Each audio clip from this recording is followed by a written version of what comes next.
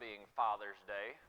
Um, I'm not sure. I think the first verse that I'm looking at is 1 Corinthians 16:13. It might not be that on the bulletin. But anyway, I'm actually talking about, I told Claire this and maybe she thought I was joking, but I'm talking about giving a good gift to Dad on Father's Day. Having good gifts.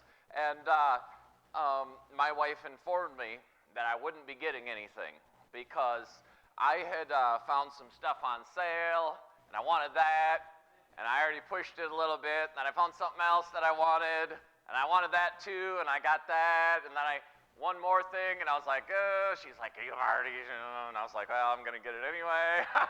She's like, that's it, forever. But anyway, so sometimes that happens. But I want this really to be directed both at children, just as thinking of fathers on Father's Day, or thinking of fathers in general, and also at fathers, that fathers would think about the things that they would want from their children. So I want to look at this kind of from both aspects. So in 1 Corinthians 16:13, it says, be watchful and stand firm in the faith. Now this isn't necessarily directed at little children, but this is what you would want, right? This is what you'd want out of your children. You'd want them to be watchful. You'd want them to be like sure and fixed and solid people in their lives, and you want them to be standing fast in the faith and holding on to what is right and good. And I just think, when it talks about being watchful, I think I was thinking about Abraham's baseball team. And through the year, Abraham has grown a lot in his fielding. At the start of the year, Abraham was playing a little game of cat and mouse. I think he just kind of looks at the batter and he thinks, I don't think they're going to get a hit. So, he just kind of, does one of these, and looking over here, and, he's like, I'm not worried, I got this, right? And I'm like, Abraham, I'm assistant coach on his team, and I'm usually at third base or first base or whatever, and I'm like, I'm like, cut it out. But through the year, we've worked at it, and now he's steadfast, he's focused, he's waiting. We've groomed out this idea of I don't know if he's going to get a hit, and now we're always ready, right?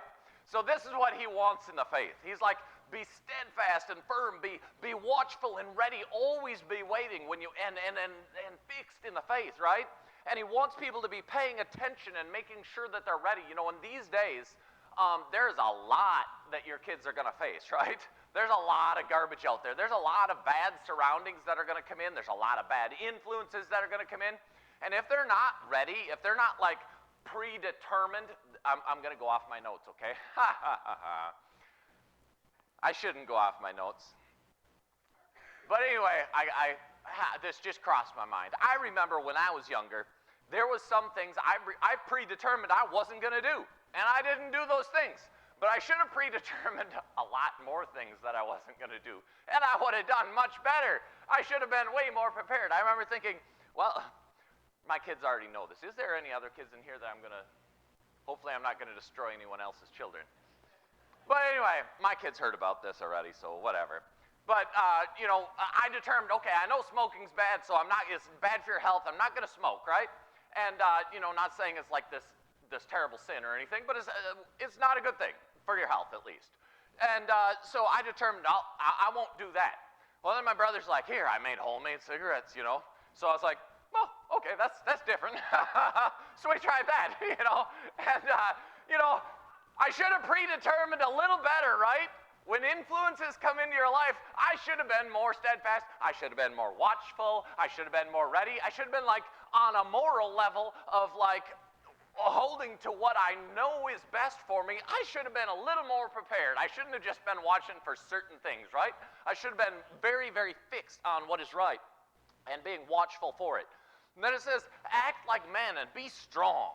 So, when you think of this, they want you to be really act mature and tough. Like, we learn a lot through our years, right? Let's hope.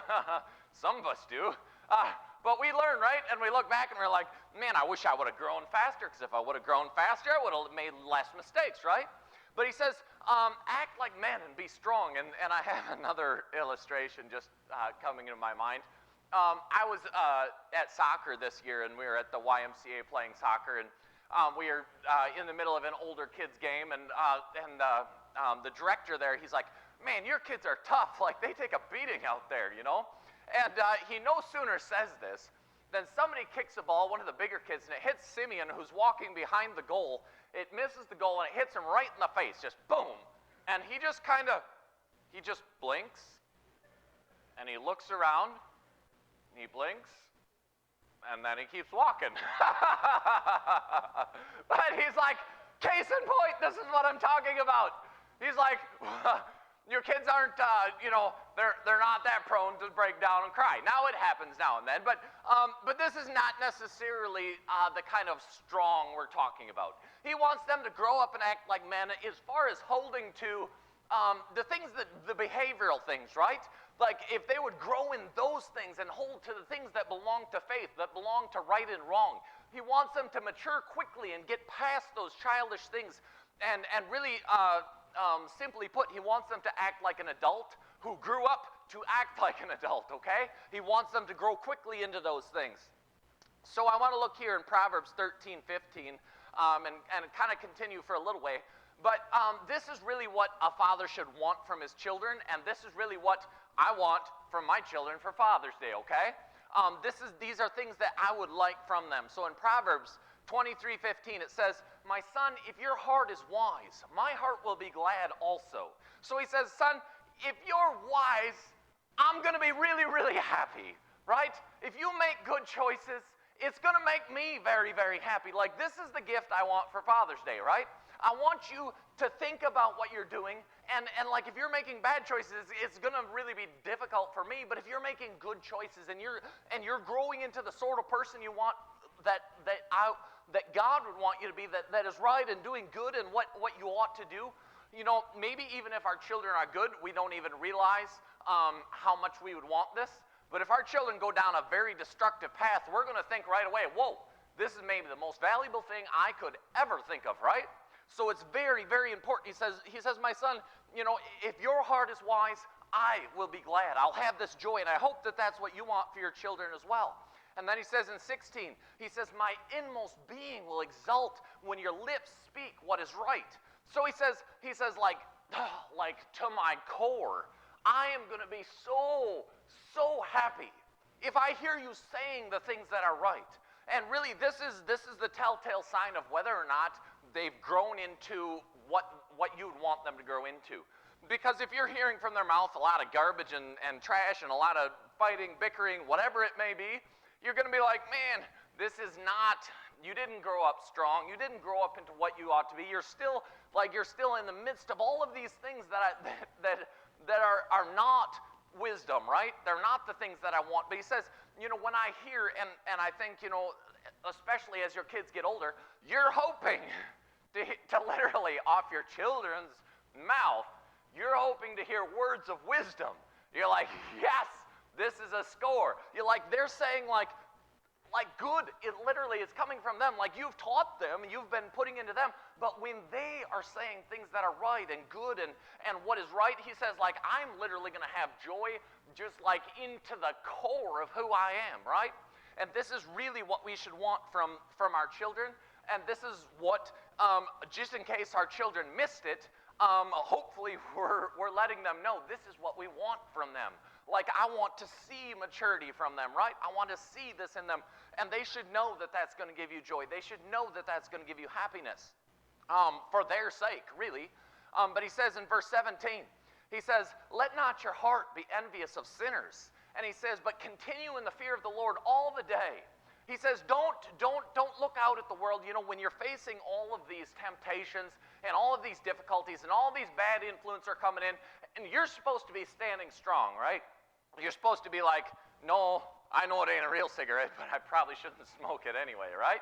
You're trying to like stand your ground and hold fast, right? He says, he says, my son, listen to me. Don't be envious of people who do things they shouldn't do. He says, don't be envious of sinful people. He says, don't be like jealous of that they're having this crazy party and they're doing all of the things that you know probably aren't really right for you to do. He says, don't look at them and think, oh, man, I'm sure missing out because I'm trying to hold fast and hold strong, right? Don't look at them and think, man, I really wish I could be a part of that. He says, don't envy them at all, because it may seem like you don't get to have any fun, right? It may seem like it's not all that enjoyable. But he says, continue in the fear of the Lord. And then he says this, he says, surely there is a future, and your hope will not be cut off. He says, listen, it may sound like fun right now to go in a path of foolishness, because foolishness is a lot of fun maybe temporarily, but you know that the end of it is a lot of pain generally. Generally, the end of that thing is a lot of suffering. Like if your children are making wise choices, they're probably going to be a lot less pain and misery in their life, right? But even more than that, he says, if you have any jealousy towards that, listen. He says, I'm telling you, there is a future. You're living for something. You've got your mind set on the end game, right? And it's going to pay off for you. And he says, your hope will not be cut off. He says, you are living for something that's going to have reward, and it's not going to let you down. Like if you will be fixed on these things, instead of having jealousy, he says, believe me, it's going to pay off.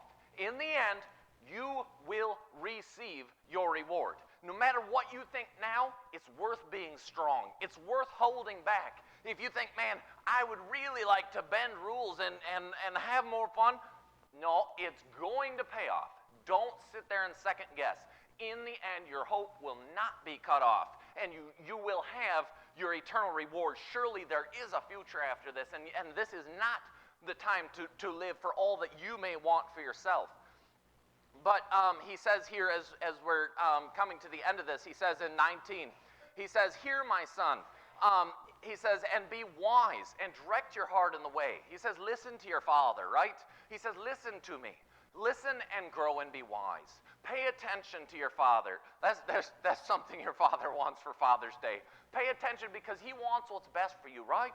He wants wisdom. He wants you to stay on the right course, right? And he says, hear my son and be wise and pay attention. And then he says this. He says in verse 24, he says, the father of the righteous will rejoice greatly.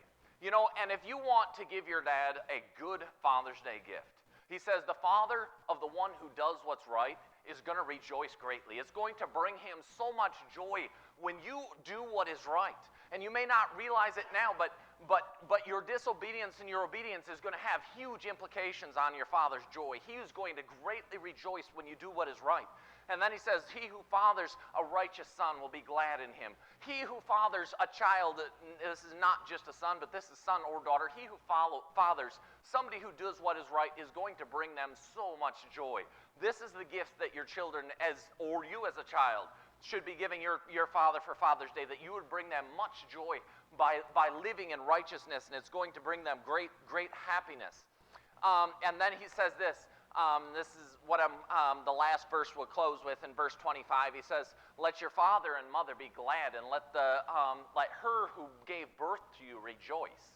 And he says, you're going to make your parents very, very, very happy by keeping yourself on course, by holding to what is right, by doing what is right, by growing to the point where you've established yourself that even the words that you speak are right, even the things that you're giving right guidance, that you're holding back from doing the things that may be tempting for you to do, that you're holding the course and you're living for eternity, an eternity where your hope is sure, where your hope will not be cut off, where you know that God is going to reward, that you will enter into a life that it is all worth it.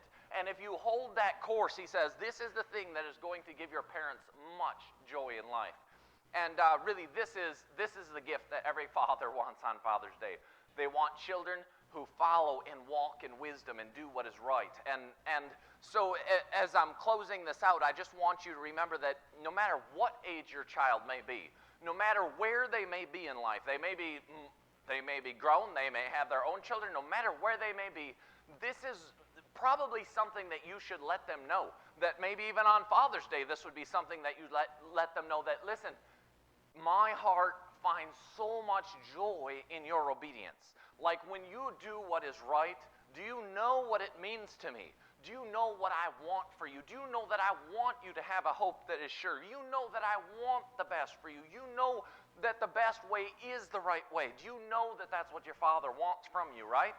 And sometimes we may live our life in assumption of these things, but I think it's good to just straight up let your children know that this is going to bring you great joy. More joy than what they do in school, more joy than what they achieve in the world, more joy than anything else like that. That your heart would be filled with joy when they walk in the fear of the Lord, when they walk in what is right and do what is right. This is the thing that you should impress on them that most of all you want from them, that's going to supersede all else. It wouldn't hurt to clean this garage and put the tools away, but this is the thing that is most important. So I just hope that this is both encouraging to children and to parents. Like, I hope that we will express to our children that this is what is most valuable to us, and I hope that our children will see that holding fast to what is right is going to be the thing that's going to bring the most joy to their parents, and not only that, but it's the thing that's right for them, that their hope will never be cut off, that they're going to have a future in this road, in this walk of doing what is right. It's going to pay off, and it's going to be worth it for them. And that's why we want it for them, that this is best for them. We don't want to see them fall. We don't want to see their pain. We don't want to see the misery that can come from a lifestyle of living recklessly. So let's go ahead and close in a word of prayer this morning. Our God and Father, I just pray that you just help us to be good fathers. I just pray that you just help us to want what is best for our children and to promote what is best for them, that if there are things that are wise, that especially things that are godly, that are going to pay off for them, that things of serving God or things of serving themselves, Lord, that you would just help us to encourage them to walk in what is right, to live in what is right.